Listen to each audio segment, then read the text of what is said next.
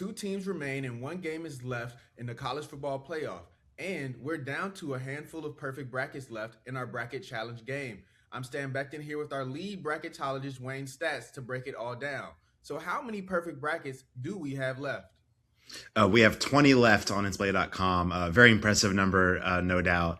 And we are guaranteed a perfect brackets, which is a pretty cool story. Of course, everyone wonders, well, what about March Madness? How does that compare? Well, let's just say it's rather unlikely to go perfect in March Madness. We'll go with that. We'll keep the hope alive for people, even though it's pretty much impossible. The big thing is just perspective. For March Madness to go perfect in basketball, you need to pick 63 games correct in a row.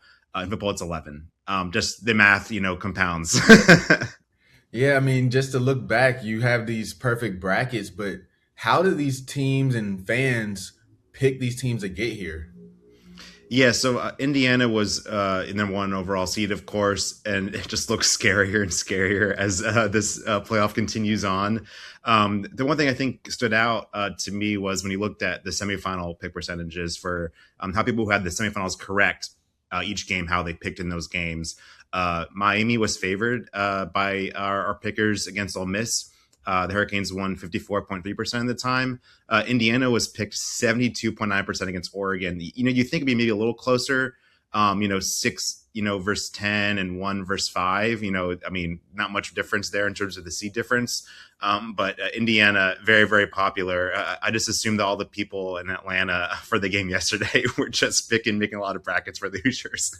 Yeah, I mean, that stadium was packed and the fans have showed out for Indiana throughout the playoffs. And it shows in our bracket challenge. I mean, that's a wide margin. You said 70+% there. Did the fans think Indiana was going to win from day one? And what about Miami? Yeah, so Indiana was picked to win it all on 28.1% of brackets. That's our most popular champ pick. Miami wasn't the least popular, so it's not complete opposite ends, but they were definitely one of the least picked teams, winning it all on 1.54%. So a big stark difference there.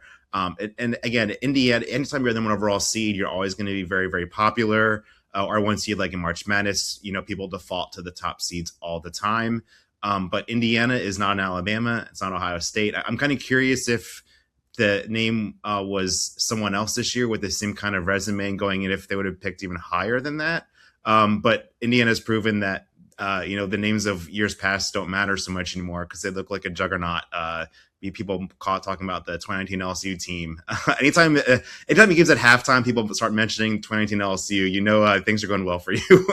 Yeah, things are going super well for the Hoosiers. I mean, you see the Hoosiers out there, they have the number one seed, and now they're going against the last team that got an at large spot into the playoffs. So, of those brackets, who are the fans picking between this matchup of opposite ends of the spectrum? Yeah, this kind of goes to show how individual matchups can kind of change or look different than the bigger picture.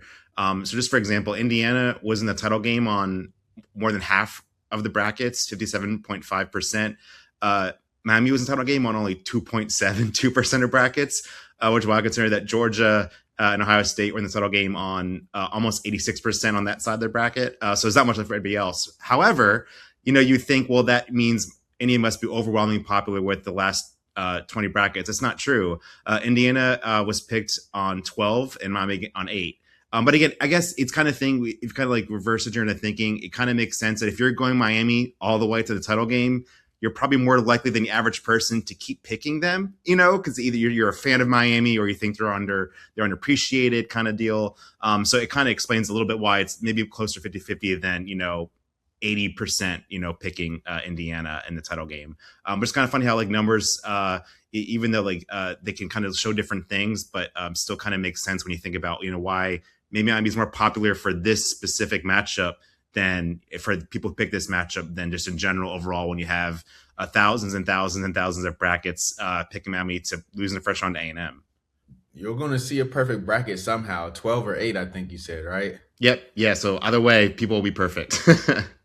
That's crazy, especially when comparing all the March Madness data we've had in the past. So we'll have to make sure that we stay tuned to NCAA.com as we track these brackets into our final game of the college football playoff.